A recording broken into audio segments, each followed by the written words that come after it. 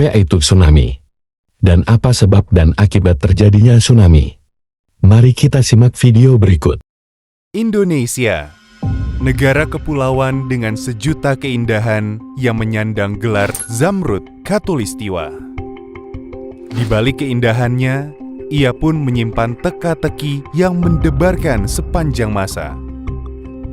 Dalam kurun waktu hampir 20 tahun terakhir, Indonesia mengalami 5 kali bencana tsunami. Tepatnya, 2 kali terjadi secara berturut-turut di tahun 2018, yakni tsunami Palu dan tsunami Selat Sunda.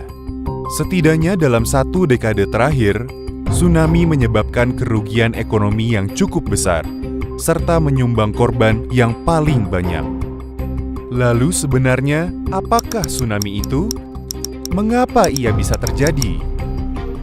Menurut peneliti LIPI, tsunami adalah gelombang laut yang besar dan cepat serta bersifat merusak yang diakibatkan oleh adanya gangguan atau perubahan pada dasar laut maupun kolom air laut. Di Indonesia, tsunami yang terjadi disebabkan oleh 2 hal.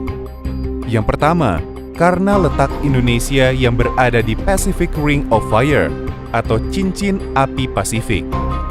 Ring of Fire adalah daerah pertemuan lempeng bumi yang saling mendekat, yang mana pertemuan lempeng ini menyebabkan terbentuknya deretan gunung api dan gempa bumi, serta longsoran bawah laut yang lahir dari gempa atau aktivitas vulkanik. Penyebab tsunami yang kedua adalah jatuhnya meteor ke bumi, yang berpotensi menghasilkan tsunami dengan kekuatan yang besar. Namun penyebab kedua ini kemungkinannya masih sangat kecil terjadi. Tsunami bisa terbentuk karena aktivitas vulkanik gunung api yang berasal dari longsoran material dan piroklastik yang meluncur ke laut. Piroklastik adalah material dari dalam hasil letusan yang mengalir menuruni gunung api dengan cepat. Konon katanya, aliran piroklastik ini dapat menuruni lereng dengan kecepatan melebihi 100 km per jam dan suhu yang bisa mencapai 700 derajat Celcius. Di samping itu, lateral blast juga bisa menjadi penyebabnya, yakni tekanan tenaga meletusnya gunung ke air laut. Berikut adalah daftar gunung berapi berpotensi tsunami yang masih aktif hingga saat ini. Gempa bumi yang sering terjadi di Indonesia pada dasarnya diakibatkan oleh lempeng kerak bumi yang terus bergerak secara perlahan, yang disebut dengan lempeng tektonik. Mengapa lempeng bumi terus bergerak? Lempeng terus bergerak karena adanya arus konveksi dari panas inti bumi, yang mana panas tersebut dapat menembus hingga lempeng-lempeng di muka bumi.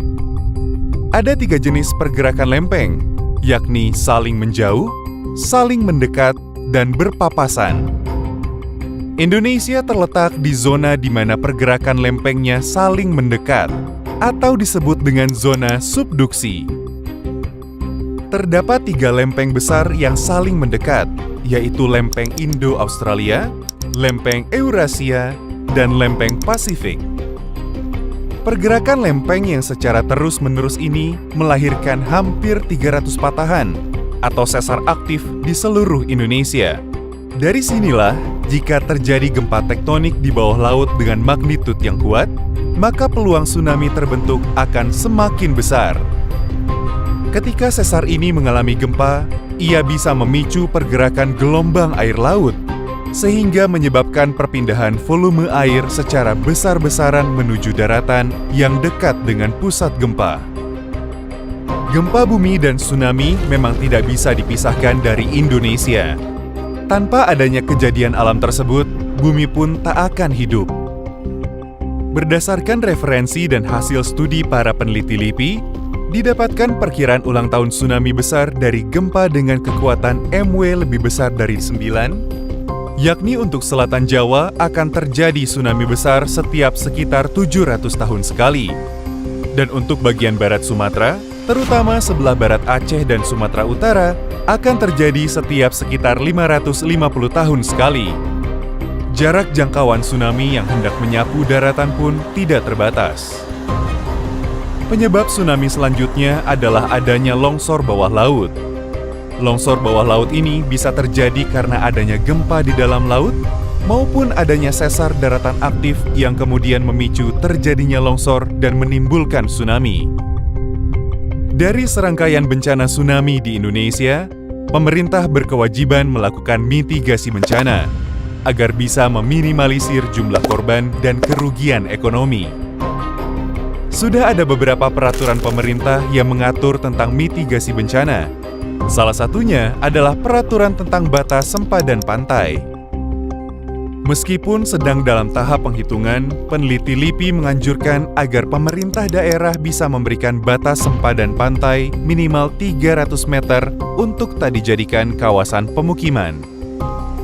Tak hanya itu, penanaman hutan mangrove yang sehat juga termasuk cara yang murah dan efektif dalam meredam gelombang tsunami. Warga setempat pun juga harus memiliki respon cepat saat terjadi gempa besar.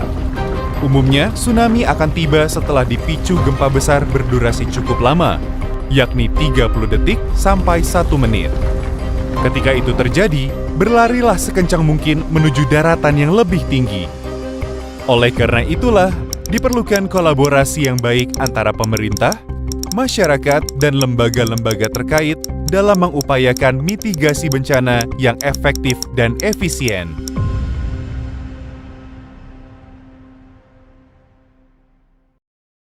Apakah sudah mengerti?